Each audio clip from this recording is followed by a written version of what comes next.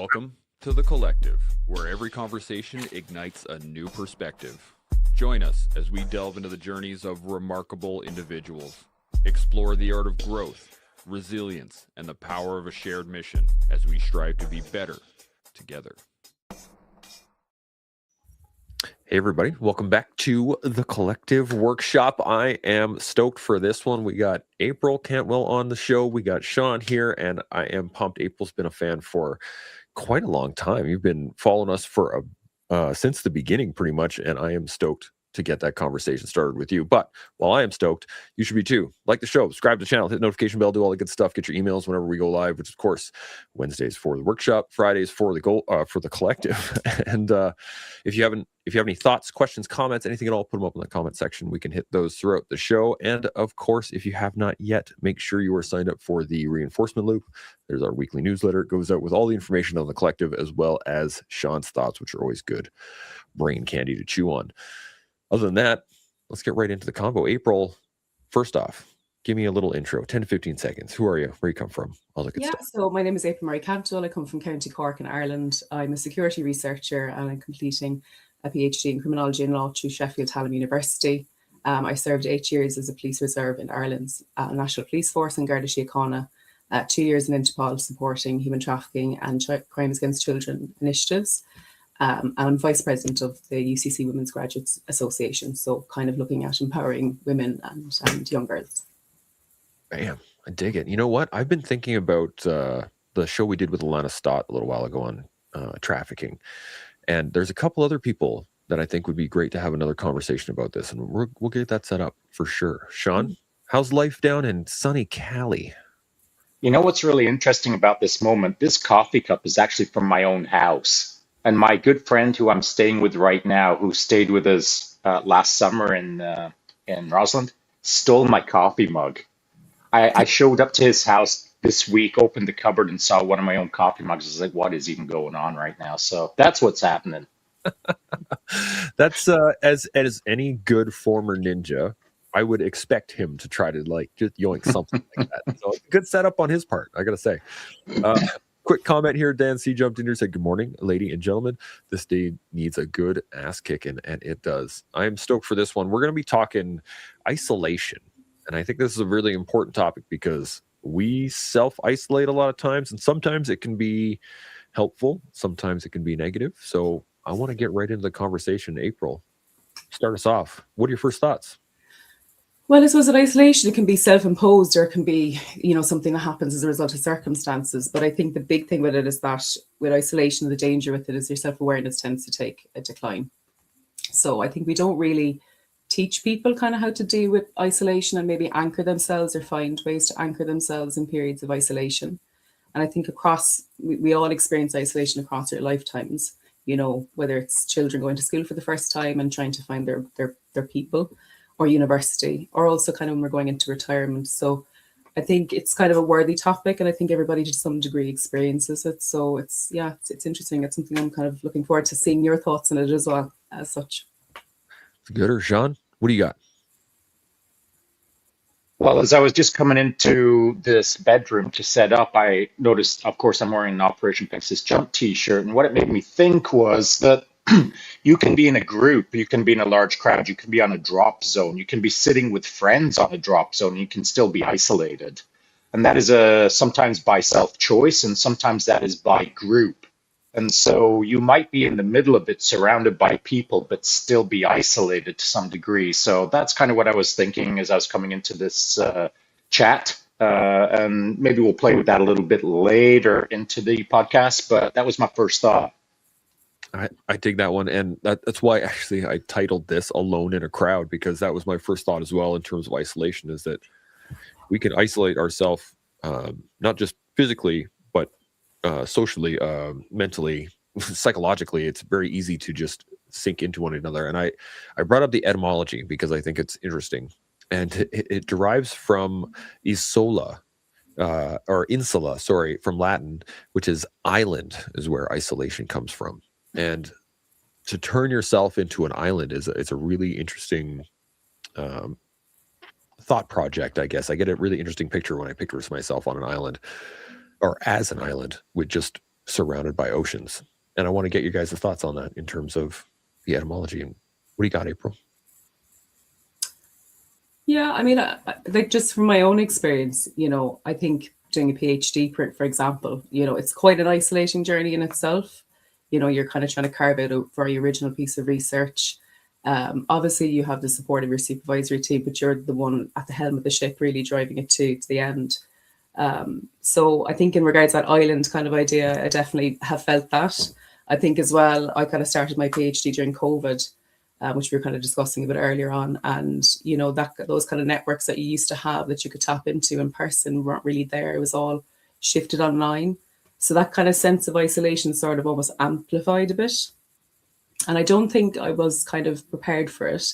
There's only so many certain walks you can do and certain things you can, do at home to anchor yourself or whatnot. But I think definitely the PhD journey or academia, and I'm sure other, people, different kind of, backgrounds and, lines of work have experienced isolation as well. But I'm just saying from my own experience, particularly speaking, that was quite jarring, maybe I would say.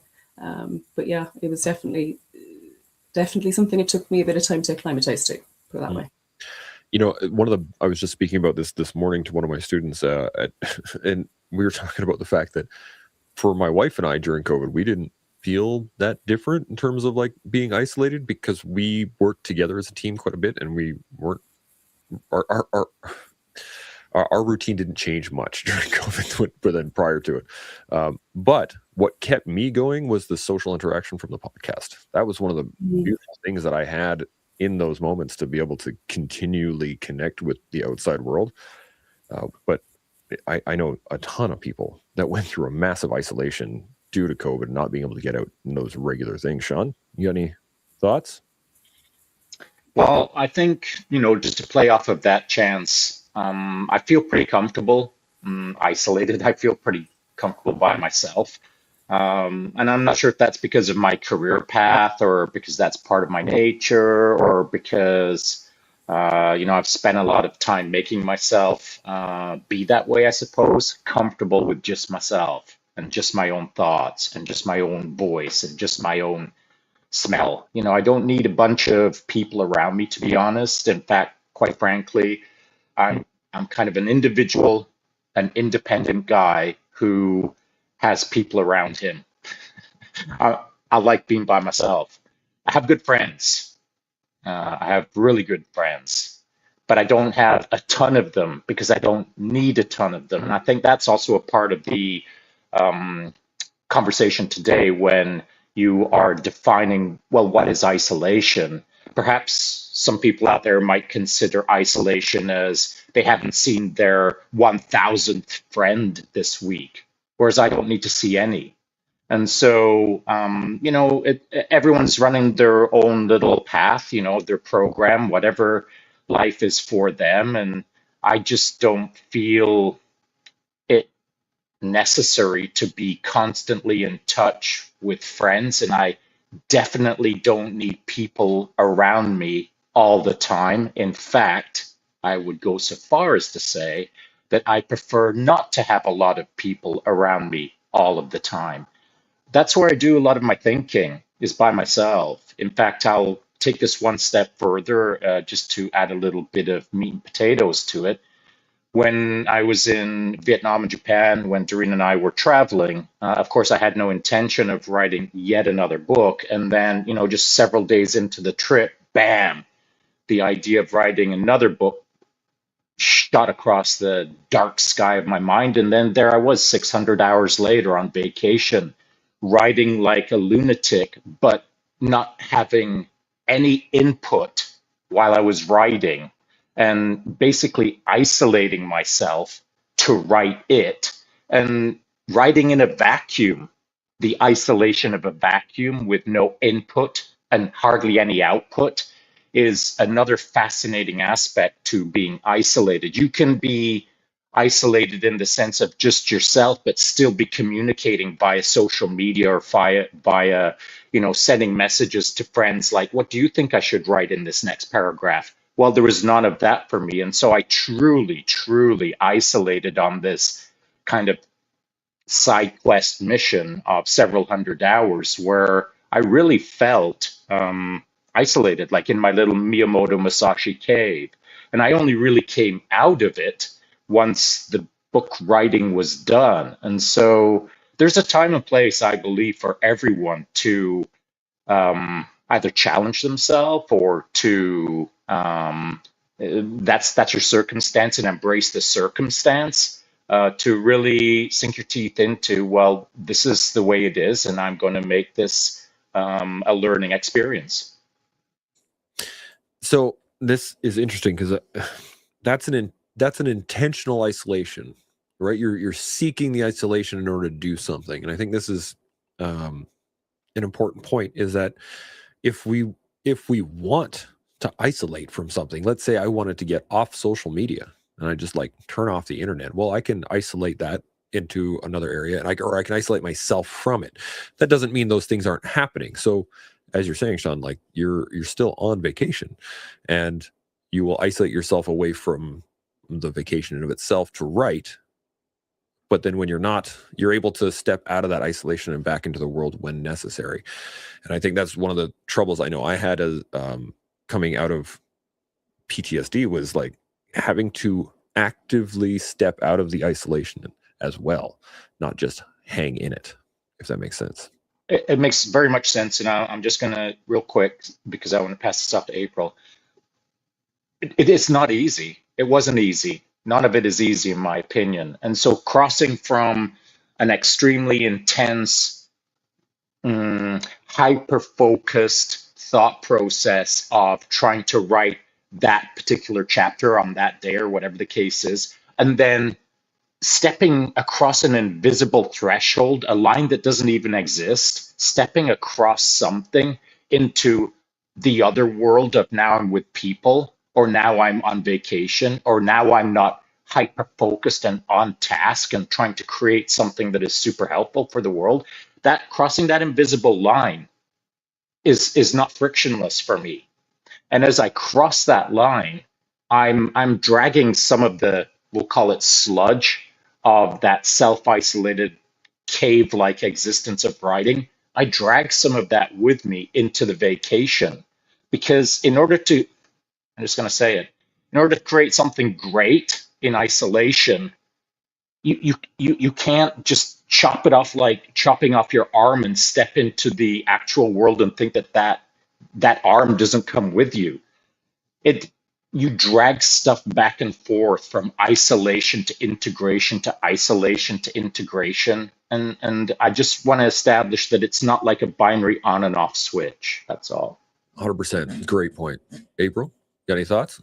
Yeah, I think that it's interesting what Sean was saying about that transition from isolation back into integrating. I think some people are really good at that and some people are just not. You know, I mean, when I was lecturing myself, I noticed with students particularly, you know, that period of time, I suppose it was kind of an anomaly in its sense, but they weren't really, it was never something they'd experienced before, and they certainly didn't have the tools or the anchors for that. And I don't even think their parents really knew how to navigate that situation. So what I noticed when students were back in the classroom and they weren't being held online anymore, the communication abilities just weren't there. The anxiety, I think, kind of tended to be hyper. I think it's a mental health issue as well. I think it depends on your state going into isolation and your state coming out of it as well, and how you self-manage that. But I find it's a self-driven process for sure, but it doesn't always land well for people.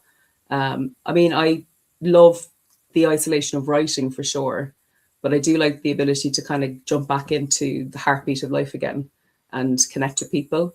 I think for me, it's probably a cultural thing as well. Being Irish, we like kind of, you know, having a bit of banter and connecting with people. And I think when you have, it also is kind of good. It's good to feed creativity as well when you see how you interact with the world.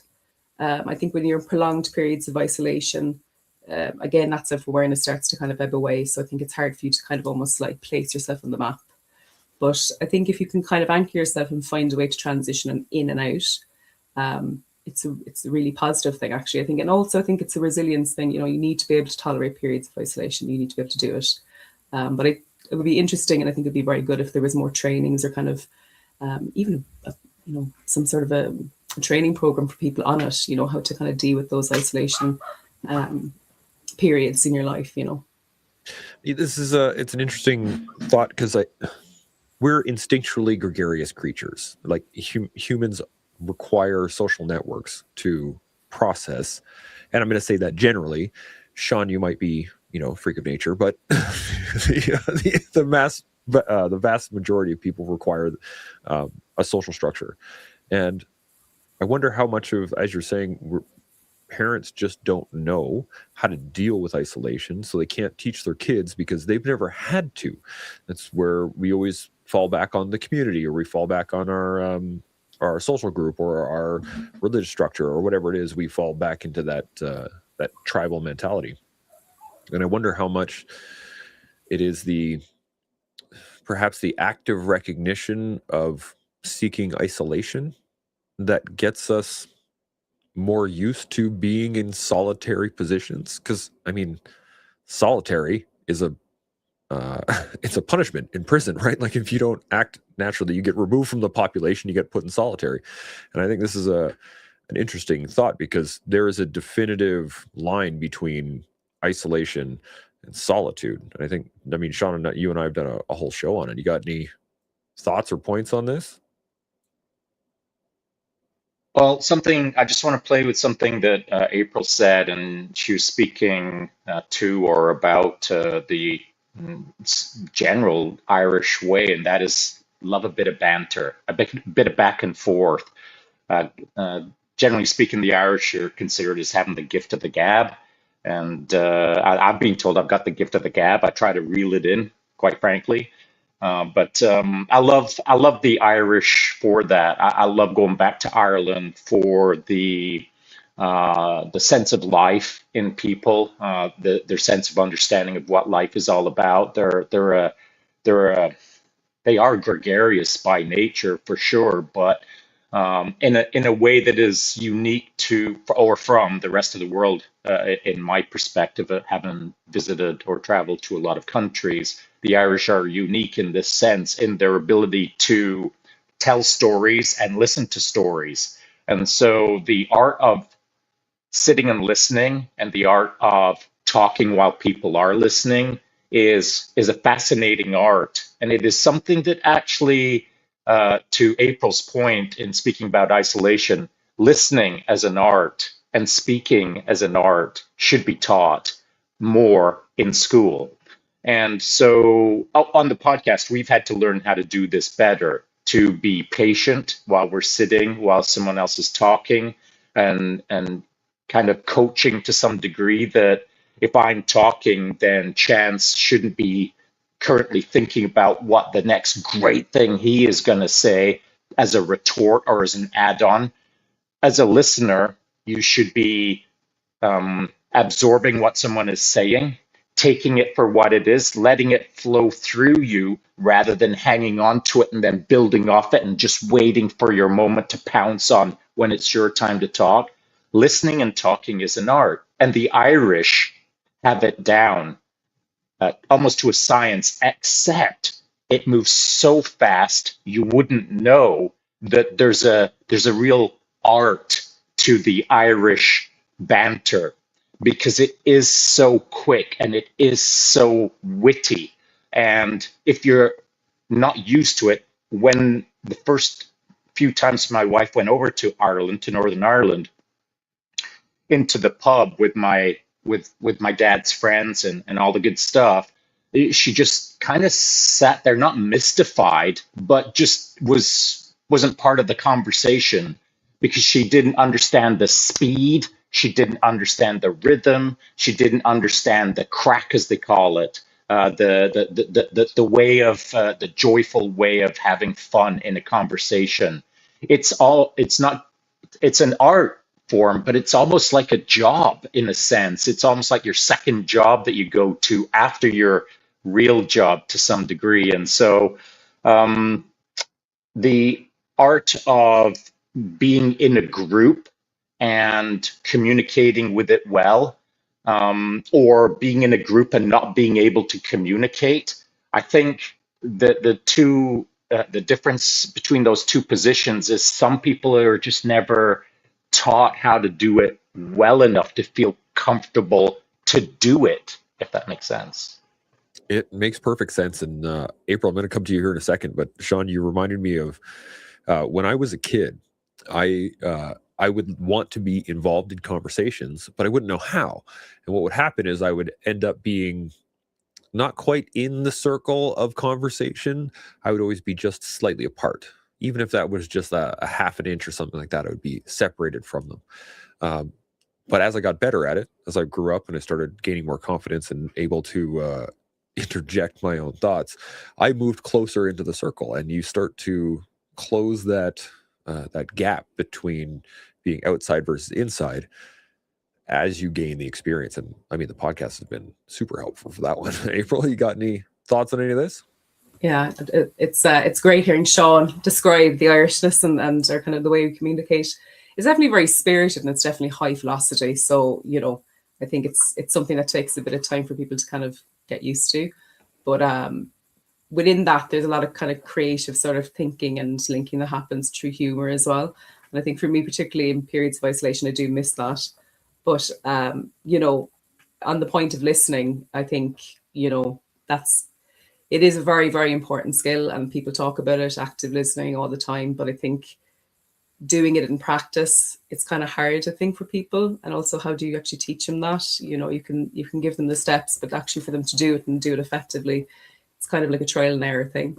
But back to the thing with isolation, I suppose, again, I think as well, it's kind of about your relationship with yourself, though, as well, isn't it? Obviously for you, Sean, you enjoy periods of isolation. It's kind of an opportunity to hyper focus, get certain projects across the line, really engage your brain in a different way without external distractions, and then you're ready to re-engage. And I think that's great. I definitely found for myself that I eventually got there and I really, really started to enjoy it. But I could see other people, and particularly young people for me, was where it just didn't seem to kind of, that transition didn't seem to kind of happen so cleanly. And I would love to be able to kind of, advise people on that. But I suppose I was still grappling with it myself. And again, with the cultural aspects of it, because remember, I suppose isolation in different cultures is interpreted differently. I suppose you can make the overarching argument that we're all quite tribal by nature and we need a community. But there's different kind of rules and different rules of engagement in different groups, So I think it's interesting to hear that. But I think all these sort of facets of how we, I suppose, commune with ourselves and others and how we engage, it's kind of complicated and diverse. As is everything that we talk about on the collective, we like to dive into all these things. And I got the definition here. I want to touch on this in a second. But Nancy jumped in here with this comment. He says, I believe sometimes isolation is identified or diagnosed by those outside looking in while not understanding what's happening within. And this is an interesting point because for, let's say, Sean to go into an isolation mode, and I'm going to use you as an example, Sean, but you're going to go into one of these modes, you're going to go write, or you're going to go think, or you're going to go do those things. If someone doesn't know you or doesn't have an understanding of what you're doing there, it can really look like you are perhaps shunning the group or like you're pushing people away rather than entering down into yourself. Does that make sense? And so I got to ask specifically, how do you engage that when people come up to you or say like, hey man, or try to engage you while you're trying to isolate in those moments? What do you do, Sean? That's a really good question. And I think it's a really important moment. The importance of this moment is probably gonna slip by most people, but I think a lot of these things come down to how well does anyone know me? How well do I know you guys? How well does anyone know anyone? And so we're all working on assumptions. We're all working on observed patterns. We're all working on our own beliefs of what I know about April, what I know about Chance, what I know about the guy down the street. And so all of these assumptions and pattern formations are based on, well, how well do I do those things? Like if I'm 17 years old, my pattern formations are not nearly as good as when I'm 62. And so my assumptions now are much more correctly aligned than they were when I was 23. And so how I observe the world is perhaps a little more tighter and cleaner now than it was when I was a young man. And so what I think about April now is probably a better picture or a more true sense of who she is than if I would have looked at April when I was 18. I wouldn't have had the wherewithal. I wouldn't have had the life experience. I wouldn't have had the skill sets to be able to see April more clearly. Now, I think that's really a central pillar of our conversation is how you observe someone in life is based on how much you understand life. And so if I barely know anything about life and I'm trying to answer your question, Chance, I'm going to give you, to some degree, some misinformation because I just don't understand how to give you a proper answer. And that's how we all live our lives, based on half-baked truths and misattributed beliefs. And so I guess my point would be this, that for me, how I live my life, it is now forward facing. It's publicly available. People got to see me shoot a weapon the other day for the first time ever. That's nothing like that has ever been up on the internet. I've never put anything up like that. So that was the first time. It might be a one and done. I might do it again. Who knows? I'm not doing it for any other reason than just trying to let people in on a tiny little slice of who Sean is and my makeup, my character, my life, I guess, so that they see just a little bit more three-dimensionality to who I am. And it's not to impress anyone because, quite frankly, that wasn't impressive. But it does give people more of a sense of more dimension. And so, if not for showing that, then my abilities on a range are all assumption based. They're all based on, well, he used to be that, so therefore he probably can do this. And I feel like a lot of us in life do that. We are inferring an amount of information about people around us. And so being isolated, when I isolate myself, I get to understand me better. When I jump back into the world and show the world what I'm about, it's for people to interpret. And quite frankly, not everyone does that well. So, Chance, I don't have a clean and clear answer for you. I'm simply adding fuel to the fire, as it were, on the entirety of this conversation. I dig it. April, got any thoughts? Yeah, I think you know, I suppose self-awareness is kind of hard to have, you know, for some people. Obviously, when if you're kind of isolated to a certain point, your mental health takes a dip, and then you re-engage. You mightn't be kind of at the point where you can kind of make that transition well. But I think it really just depends on your experiences. Effectively, I don't think you can kind of, you know, that level of self-awareness needs to be thought. You need to witness it. But social media is kind of interesting to look at. You know, it's kind of the way people sort of gain traction with other people and find commonality and find their little group and their tribe, you know, but how that pans out, you know, versus on the internet versus in person, they're two different worlds as such. I think sometimes people can retreat or isolate into the online world because it's easier. You can put a veneer on yourself. You can filter things. You can present a certain side of your persona, but maybe not the whole holistic element of it at all, as opposed to meeting people in person and actually kind of, you know, having that interaction and seeing how you react to them. But yeah, I think it's interesting. I was just kind of feeding off what Sean was saying because it's quite a long bit of bob, but I think the social media aspect for me is interesting because obviously it was quite something that people use quite intensely through COVID as well. And I think that transition for young people back into in-person, you know, engagement was quite an interesting thing to witness. So, and I think this is part of the conversation as to what Sean was saying as well, is that there's a difference between connectivity and integration. And I think those are what get mixed up is right. It's like, if I want to isolate and then reintegrate into the world, that is different than just being connected to the world because I'm not removing that isolation. Sean, what do you got? You got something on your mind?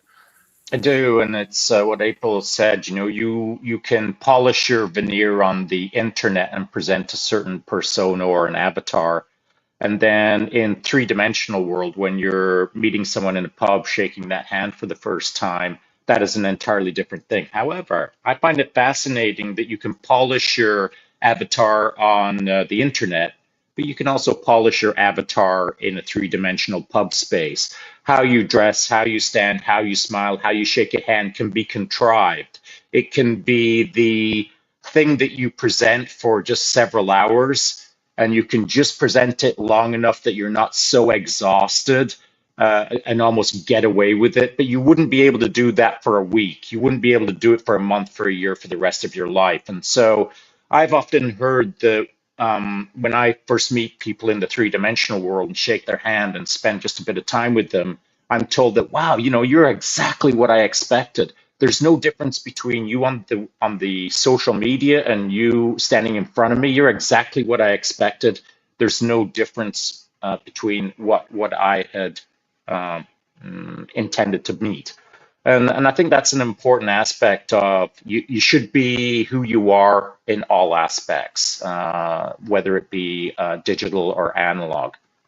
However, when you are in the real world, in the three-dimensional world, you can be isolated in a group because you are not being true to who you are as per your social media identity. So you show up to the group, you're invited to the group, and everyone's excited because you're going to be there for the first time. And when you show up, you're not what they expected because you aren't what you presented.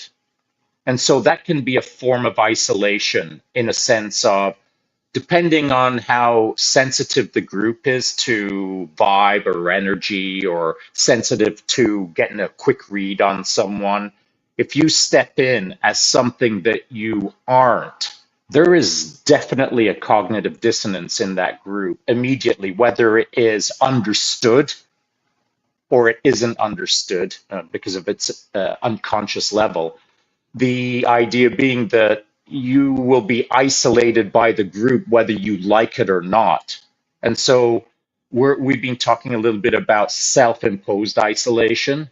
Well, now there is you are isolated because of what you've said, or because you aren't who you said you are, etc. I got so much on this, but I want to give April a chance to talk. You got any thoughts on what Sean just dropped down? Yeah, I think I think that's authenticity, though, isn't it? Getting comfortable with being authentic and being yourself, and even if it's awkward and clunky and not very finesse, just having that kind of confidence to sort of engage people and kind of go, this is who I am. I think, though, on defensive people to some degree, I think today kind of imperfections are sort of not really celebrated as such. It's kind of like you have to come ready-made and you have to be sharp and honest and productive, and you need to be writing this and doing that and going here, and everything is shared in social media and everything is shared with people, and it's kind of, if you're not doing something, are you really making progress? And there's this obsession with that. I think sometimes people aren't necessarily being contrived about it. They're just sort of kind of going, well, that's kind of the status quo, and I suppose I should try and subscribe to it. But what they find is it puts a bit of an emotional burden on them, so they kind of do that for a period of time, and eventually they get completely burnt out and exhausted, and then they isolate, and I've seen that quite a lot as well. So I think actually kind of teaching people to show up authentically is kind of important. But I think it's just about really getting comfortable with all the sides of yourself that are not particularly palatable, let's put it that way. And I think that's kind of key. I think for me, I was lucky because being in Ireland, we kind of really mock ourselves quite a lot. We cannot take anything seriously. You become the president of Ireland tomorrow, and people will still take a crack at you, and I love that. I think it's really grounding. And I spent some time in different countries, and sometimes there's that culture where it's kind of like hyper progress, and you have to be part of the group, and you have to be seen to be super social, and sort of almost kind of disfigure yourself and your personality to kind of almost fit in. And I kind of was always like, I rather not, So in that case, the kind of isolation happened because of circumstances that really was kind of outside of my control. I just really wasn't interested in trying to force myself into whatever kind of configuration they needed me to be in for me to be kind of on their side even. So yeah. This is it's really quite interesting because the side of this that is social isolation, so like the social group is isolating another person, can easily be weaponized as well. And I mean, we see this all the time. I mean, the movie Mean Girls is all about it, right? That's the whole point. I was talking with a person earlier today, one of my students, and I don't know how we got onto it, but he brought up like, oh, some people are brought up differently. Sometimes they have a silver spoon and they have all these things. And I hit him back with this idea that their lives are not as simple as we make it out to be, and they are integrated into this world where you have to again present a certain structure, and you have to go to the right parties, and you have to talk to the right people in order to do the right things, and that takes away a huge amount of agency. Not to say that they don't have a choice in the matter, but the point is that the social structures that we're a part of require us to play a certain role or play a certain game just to be a part of them, which if you don't want to play those games or you don't want to be in that role, very quickly will be isolating. It will separate yourself from the group. And I think this happens. I look back to being a veteran. The moment we step out of the big green machine, we are nobody anymore. But are we nobody? We've never really had to ask ourselves that question before, because we've always had a thing, and there's always a rank, and there's always something else. So this is just a great point. Sean, you got any other thoughts on any of this? I want to switch it a little bit, and it's something that you said about a minute ago, Chance, that maybe will spark us off in a different direction. I'm curious as to both of your thoughts. If we take two different people, one is a young person, or actually age isn't important. One is a person who hasn't done a whole lot in their life, hasn't traveled, hasn't met a lot of people, hasn't strived, perhaps. They have lived we'll call it a simple, good life that hasn't exposed them to much of the external world of life. Perhaps they spent a lot of their time walking down country lanes, looking at flowers and writing poems in their head. Okay, that's one person. The other person is someone who's seen a lot of the world, done a lot of things, met a lot of people, thought a lot about the external world, and thought a lot about how other people think in conversations. So we have two different individuals. One has been comfortable in their own skin and never really engaged in the external world, and the other one has been very much engaged in the external world. So now, when those two different individuals step into a cave and sit down in a pose to think about their life and all things involved in other lives, who is the wiser? Who is the richer? Who is the more capable? Who is more beneficial to the world the moment that they step out of that cave? Is it the person who went in with their own thoughts, or is it the person who went in with all of the world's thoughts? You're maybe less full here, I'll call it, more full here, but which one is the better? What are your thoughts? That's a dang good question, and I'm going to pass it to April right off the bat. Put you on the fire. What do you get? I think the big anchor there is just being authentic to yourself. So if you're a person who's drank the world and experienced everything, you can either see that as kind of a fruitful thing, you're kind of adding to yourself, you're absorbing information, it's kind of, it's an addition, but it doesn't necessarily deter or kind of dismantle you from your own sense of self. There is too, like we were talking about this earlier on, I think, Chance, there is kind of like this information saturation point, where you can experience a lot of things and see a lot of people. But I think unless you take that time to actually really think about it and reflect about how that relates to you and how you felt about certain things or how you reacted to certain things, you kind of are just, consuming things for the sake of consuming it. So I think actually, again, your question really comes down to identity. So your identity is what anchors you. So I would say that it's quite possible the person who's drank the world and has loads of external experiences versus the person who hasn't is comfortable. The person who hasn't had a lot of experiences might actually be very comfortable in that isolation as opposed to the person who's tasted everything and thought about everything.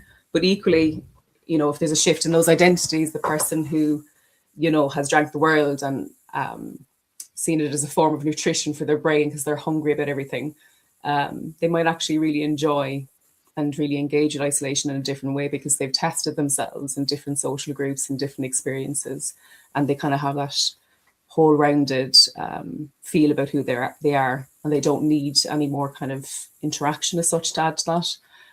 And I suppose for the person who haven't had that, I think it's the question of what if and the curiosity, of could they have challenged themselves, push themselves into kind of more uncomfortable places or situations to see how they react, challenge themselves on a deeper level. They might kind of, crumble a little bit, at some point it might either get a bit boring or it mightn't have the same friction that we need to keep ourselves engaged. So I think it really depends on identity. I think that's the anchor in it. Identity is a good answer on that one. Interestingly enough, I was thinking about the fact that it has to do with the person that chose to be there, right? And I think that's the key in my mind, is that if I chose to lead a simple life, if I actively chose that and said, you know what, I'm going to stay in my small town and I'm going to do my life and I'm going to just really enjoy the little things in life, going into that cave and coming out, that person I think would be better.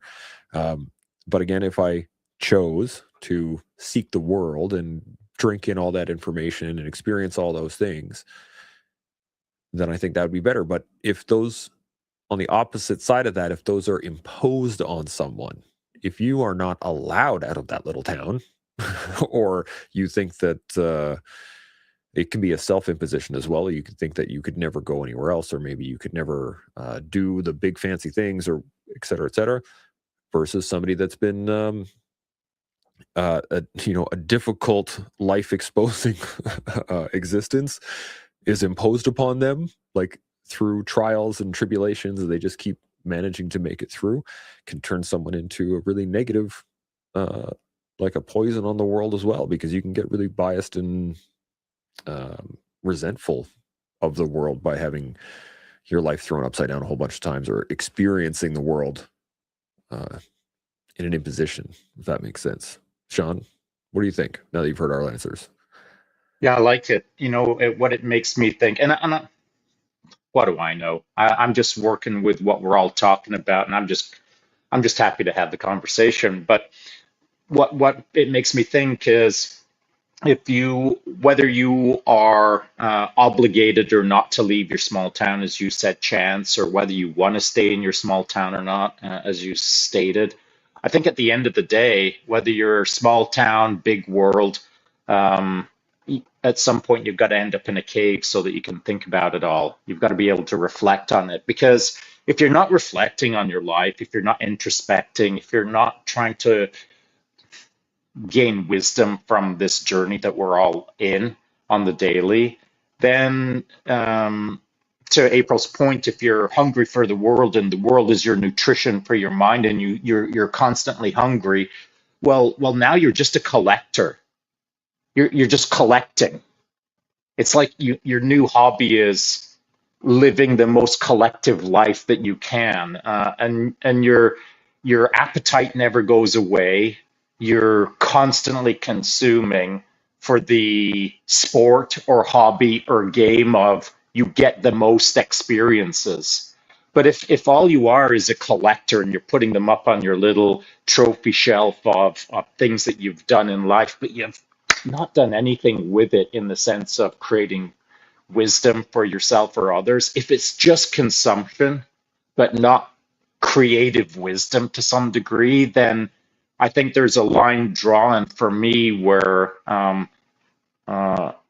if I recognize it, I will not quite grab a person by their shirt collar, but I will find a way to connect with them and say, what are you learning right now? What have you learned through this process? If I can just get you to slow down for a sec, what would you tell me that you've learned in life right now to help them disengage from that almost continuous consumption of life? See, and I think in my mind, it comes back to choice, even the illusion of choice, in that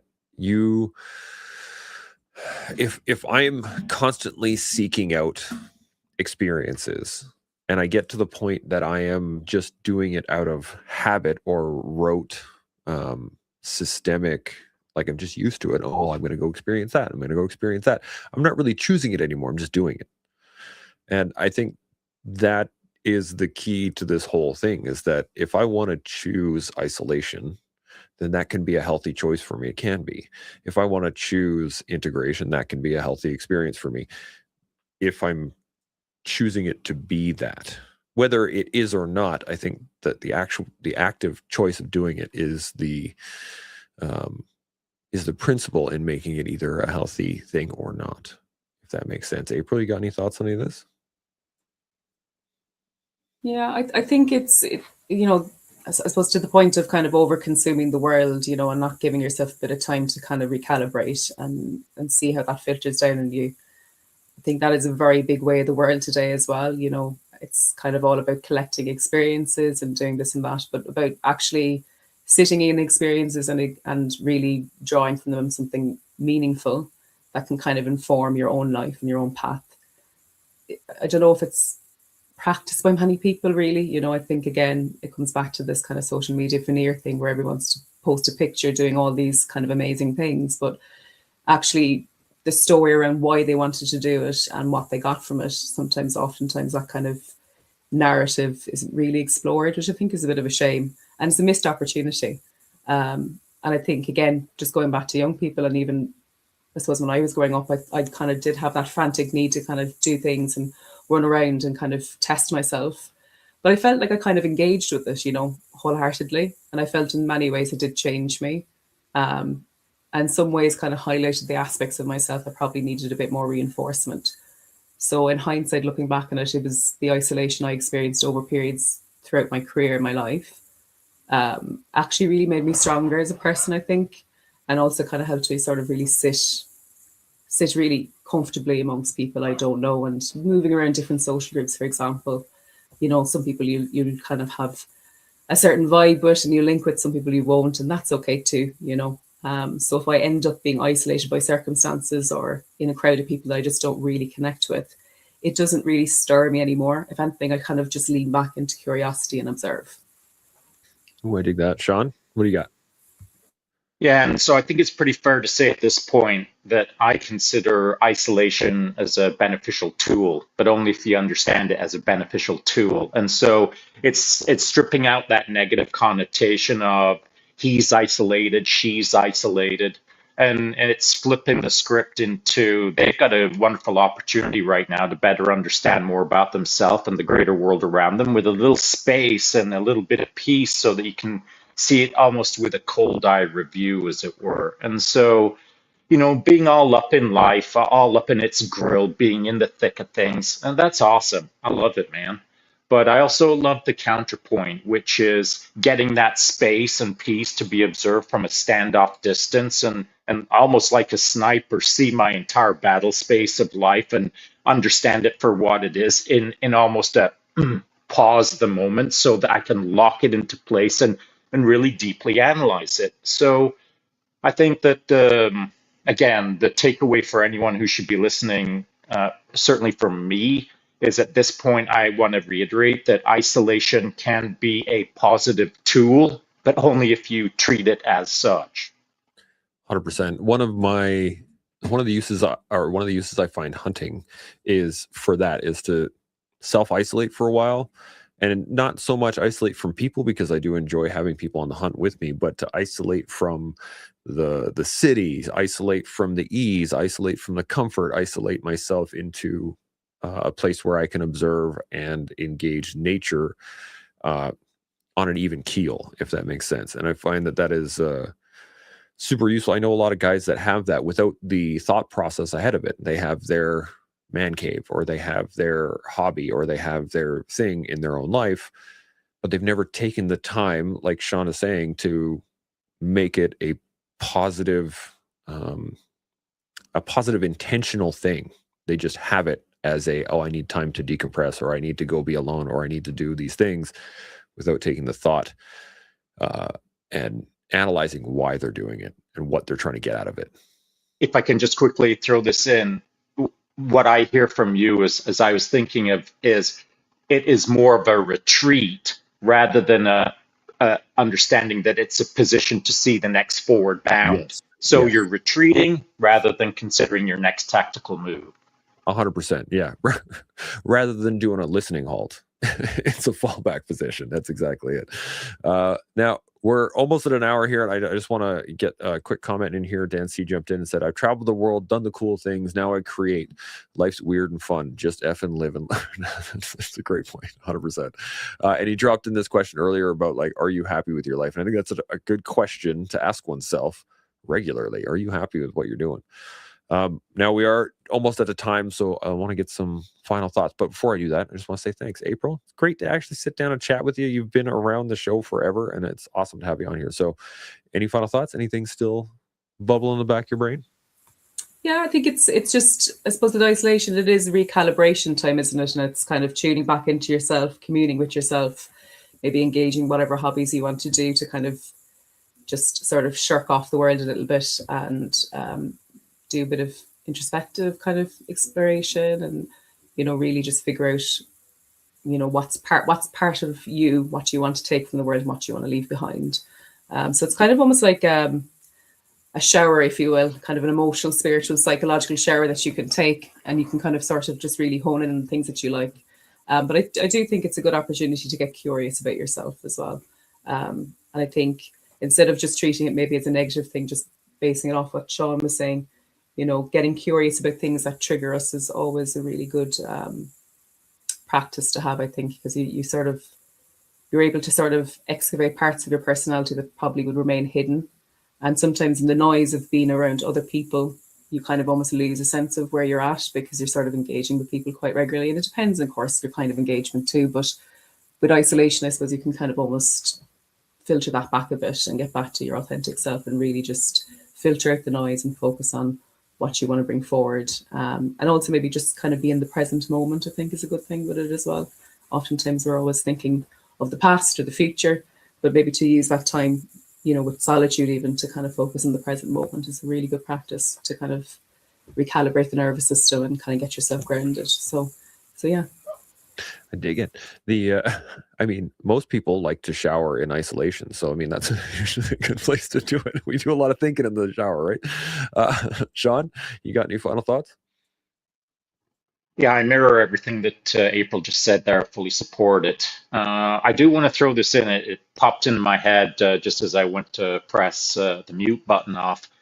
We've been talking about isolation as a positive, solitude as a positive, and that is, I'm fully on board with them being positives. However, for someone else out there, not myself, but for someone else out there, being isolated can feel very challenging. They can feel, it can be hard on people if they've never been taught how to do it well, or they're in a period of their life when, even though in the past they have been taught and they have been comfortable in the past, for whatever reason in their life right now, it's not working for them. Isolation is so much of a struggle that they need help.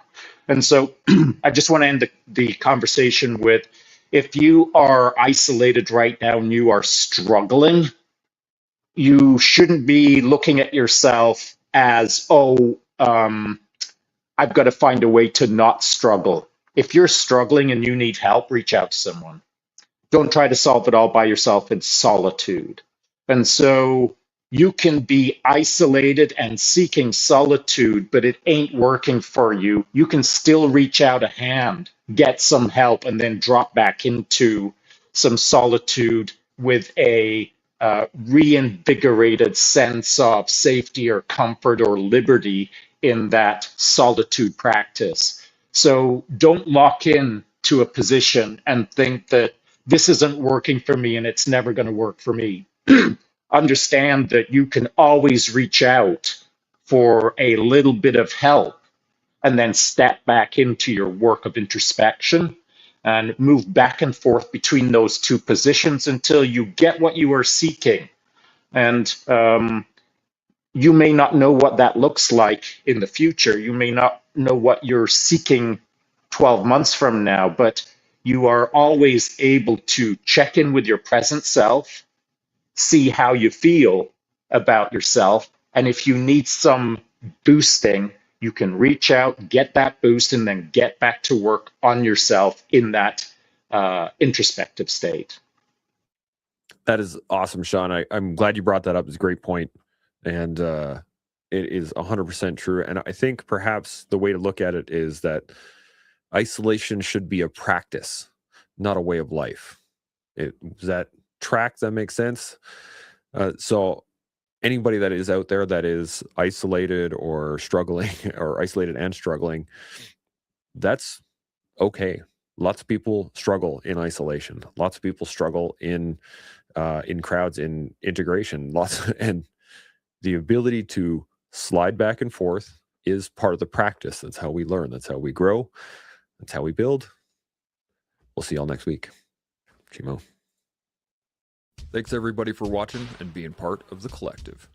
If this has sparked any thoughts or resonated with you, let us know in the comments. Don't forget to like, subscribe, and share. Your support helps us grow and keeps the conversation going. We'll see y'all next time.